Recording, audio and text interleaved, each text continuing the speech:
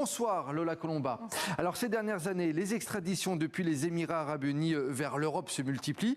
Les autorités d'Abu Dhabi semblent désormais vouloir montrer patte blanche, c'est bien cela ? Exactement. Et en fait, en 2025, les Émirats Arabes Unis ont par exemple extradé 17 narcotrafiquants vers la France et 82 saisies d'appartements ou de villas ont été réalisées dans le pays. Plusieurs figures majeures du trafic de drogue français se sont installées à Dubaï, comme Abdelkader Bouguettaya, ce franco-algérien condamné à 20 ans de prison en janvier dernier.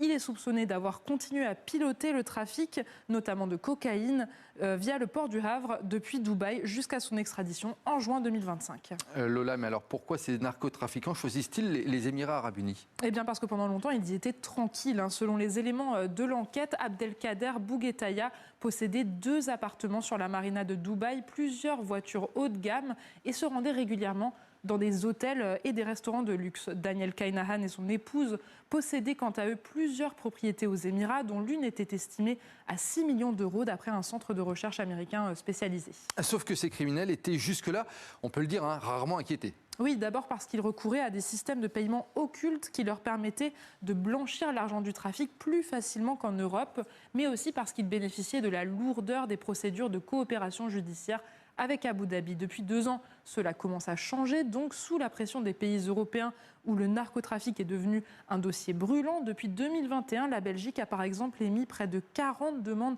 d'extradition aux Émirats. Au moins 12 suspects ont déjà été rapatriés. Et de son côté, Abu Dhabi souhaite, on peut le dire également, redorer son image. Exactement. Dans un communiqué qui a été publié hier à la suite de l'arrestation de Daniel Kainahan, le ministre émirati de la Justice a estimé que cette extradition soulignait l'engagement indéfectible, je cite, de son pays pour soutenir les efforts mondiaux visant à lutter contre la criminalité transnationale organisée.